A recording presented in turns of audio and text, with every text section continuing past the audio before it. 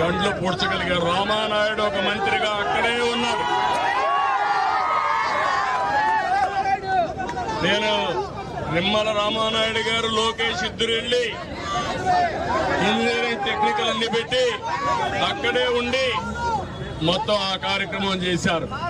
మంత్రులు మీరు చూశారు. ఈసారి ఒక్కొక్క మంత్రి ఇక్కడే ఉన్నాడు. నారాయణ గారు కానీ ఇక్కడ ఉండే అచ్చెన్నాయుడు గారు ఒక్కరు కాదు, ఆల్ మినిస్టర్స్ ఇక్కడే ఉన్నారు. నీళ్లలోనే ఉన్నారు శ్రీనివాస్ గారు. అందరూ మా ఐఏఎస్ ఆఫీసర్లు అందరూ ఇక్కడే ఉన్నారు, ఈ బురదలోనే ఉన్నారు. అయినా కూడా ఎవ్వరు కూడా విసుగు విరామం తీసుకోకుండా రాత్రింబగుళ్ళు పనిచేశారు. పోలీసులు కూడా రాత్రింబగుళ్ళు పనిచేశారు. మా కమిషనర్ అయితే మీరు చూశారు.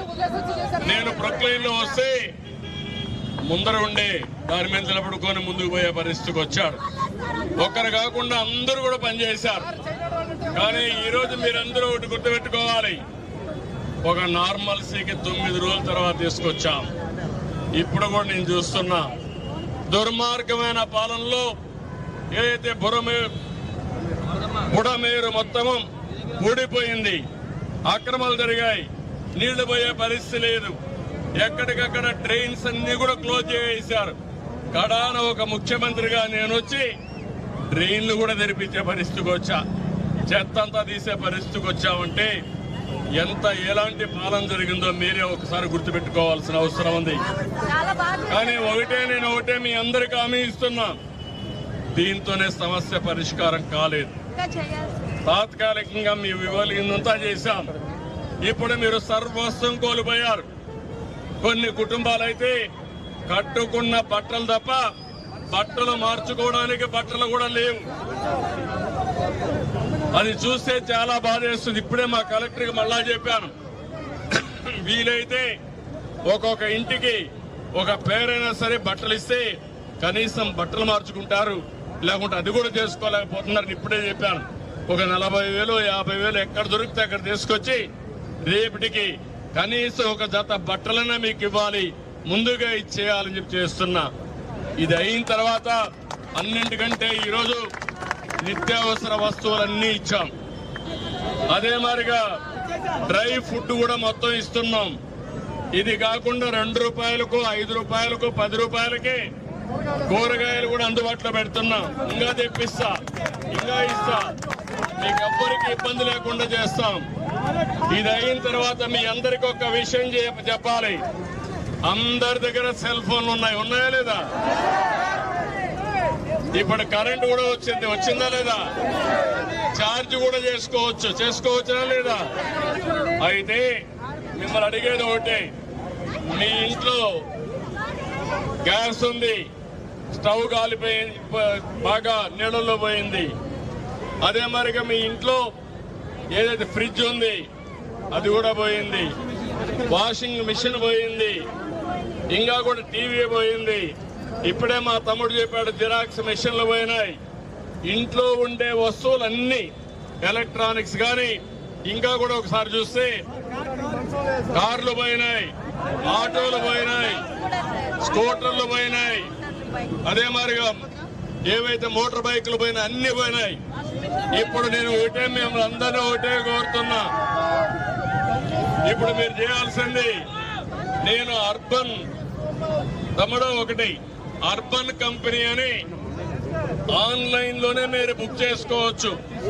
అంటే మీరంతా గుర్తుపెట్టుకోవాల్సి, ఒక ప్లంబర్ కావాలన్నా, ఒక ఎలక్ట్రీషియన్ కావాలన్నా, మీ ఇంట్లో ఉండే ఒక మోటార్ వెహికల్ రిపేర్ కావాలన్నా, ఆటో పోయినా అవన్నీ కూడా ఇస్తే ఇమ్మీడియట్ గా రిపేర్ చేయించే బాధ్యత మేము తీసుకుంటాం. మనుషులు పంపిస్తానే మీ అందరికీ.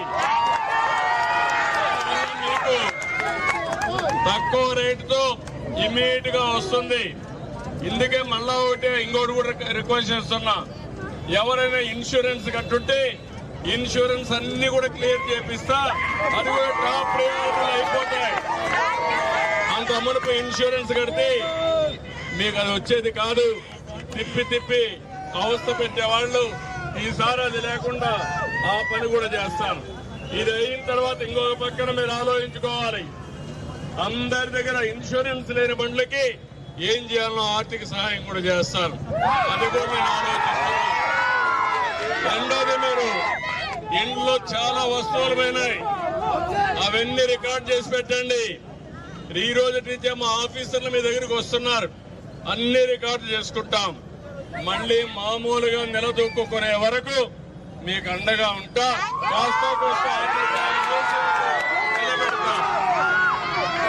చిన్న చిన్న షాపులు పోయినాయి, దోపుడు బండ్లు పోయినాయి, థర్డ్ పార్టీ ఇన్సూరెన్స్ ఉంది. ఇలాంటి అనేక సమస్యలు ఉన్నాయి. అవన్నీ కూడా పరిష్కారం చేస్తాం. కానీ ఒక్క విషయం మిమ్మల్ని అడుగుతున్నా, మీ దగ్గర ఫోన్లు పెట్టుకొని నేను ఏదైనా ఒకటి అడిగితే మీరు సమాధానం చెప్పడం లేదు. కొంతమందికి తెలియడం లేదు, కొంతమంది తెలిసినా బిజీగా ఉన్నారు. నేను ఎందుకంటే పూటకు మిమ్మల్ని అడుగుతున్నా, మీకు పంపించిన భోజనం నాణ్యంగా ఉందా అని అడుగుతున్నా, మా ఆఫీసర్లు బాగా పనిచేశారని అడుగుతున్నా, అదే మరి మీ ప్రాంతంలో ఇంకా నీళ్లు ఉన్నాయని అడుగుతున్నా. ఇవన్నీ ఎందుకు అడుగుతున్నానంటే మీరు సమాచారం ఇస్తే మా కంట్రోల్ రూమ్ నుంచి మా అధికారులకు చెప్పి ఇంకా మెరుగైన సేవలు అందించడానికి ఈ యొక్క సర్వేలన్నీ నేను చేస్తున్నాను. అది కూడా మీరు చేయండి. రెండోది కూడా ఇంకొక విషయం అడుగుతున్నా మిమ్మల్ని అందరినీ. ఇప్పుడు మీకు సెల్ ఫోన్ ఉంది. మీ సెల్ ఫోన్ ని మీరు వాడుకునేది ఇప్పుడంతా ఫోటోలు తీసుకోవడానికి వాడుతున్నారు, వీడియోలు తీయడానికి వాడుతున్నారు, లేకుంటే మీరు మాట్లాడాలంటే మాట్లాడుతున్నారు. కానీ ఆ సెల్ ఫోన్ తో ఇంకా చాలా పనులు చేయొచ్చు మీకు. ఇప్పుడు ఆ సెల్ ఫోన్ వల్ల మీరు చాలా పనులు చేయొచ్చు.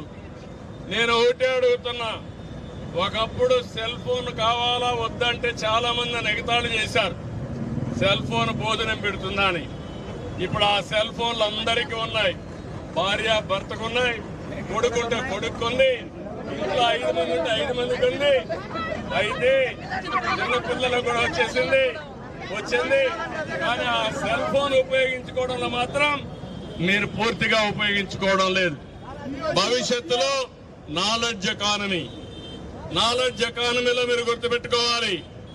ఎవరైనా పని చేయాలంటే మీకు సమయం ఉన్నప్పుడే పని చేసుకునే అవకాశం వస్తుంది.